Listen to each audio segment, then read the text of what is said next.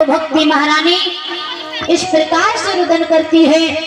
जब देव ऋषि जब आए हैं, नारद ने जब आकर के देखा, हे देवी कौन हो तुम और किस प्रकार से रुदन कर रही हो, क्या कारण है, हमें बताइए तो सही।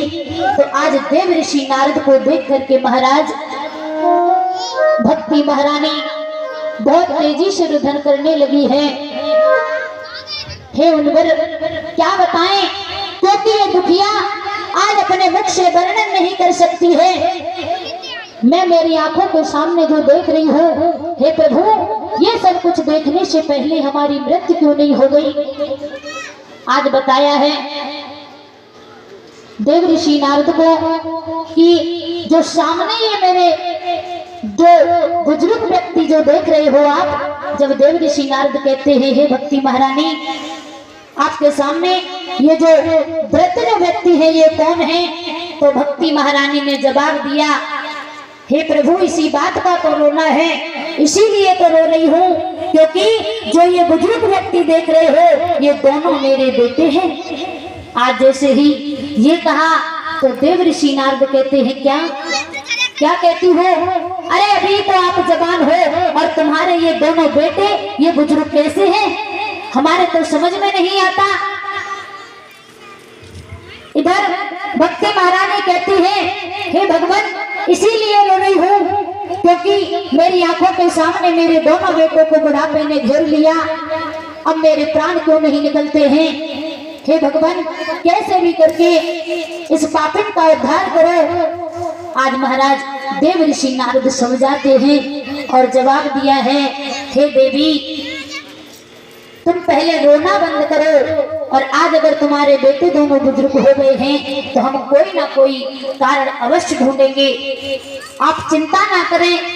आज उसी समय देव ऋषि नारद महाराज जब अपने चारों पुत्रों के पास में पहुंचे हैं, जिनका नाम है सनक सनंदन सनत कुमार और सनातन, जब चारों को जाकर के आज उस भक्ति महारानी का जब हाल बताया है और कहा कि ये जो भक्ति महारानी है और ज्ञान और वैराग्य दोनों बेटों को बुढ़ापे ने घेर लिया है, तो महाराज भक्ति महारानी बहुत रोती है, इसलिए हमें कोई उपाय बताइए और कैसे भी करके इस भक्ति महारानी का उद्धार किया जाए।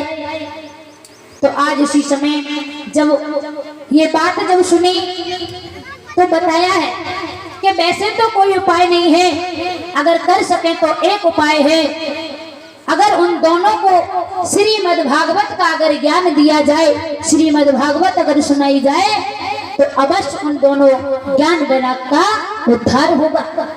महाराज देव ऋषि नारद ने जब बताया है, हे भक्ति महारानी आप चिंता ना करें क्योंकि आपके पुत्र जो ये बुजुर्ग हो गए हैं इनके लिए बड़ा ही उपाय बहुत ही अच्छा है, थोड़ा कठिन तो होगा। और महाराज भक्ति का काम वैसे भी कठिन होता है क्योंकि हर किसी के करने के वश में नहीं है। देव ऋषि नारद कहते हैं भक्ति महारानी थोड़ा कठिन तो होगा, लेकिन श्रीमद् भागवत का अगर ज्ञान दोनों बेटों को अगर मिल जाएगा, अगर उन्हें सुन लेंगे तो ये पुनः फिर से जवान हो जाएंगे।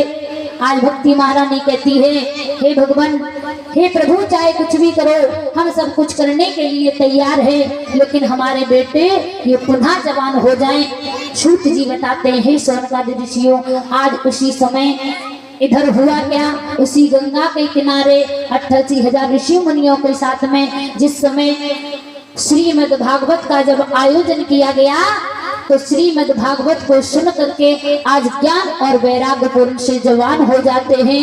बोले गोविंद भगवान की। आज भक्ति महारानी और ज्ञान और वैराग्य का जब उद्धार हुआ श्रीमद् भागवत को सुनने से, और इधर पुनः जब देखा है तो भक्ति महारानी हाथ जोड़ करके कहती है, हे प्रभु आज तुम्हारी वजह से हमारे दोनों बेटों फिर से जवान हो गए। इस प्रकार से देव ऋषि नारद वहां से चले जाते हैं। बोल वृंदावन बिहारी लाल की। तो आइए 2 लाइन का कीर्तन, उसके बाद में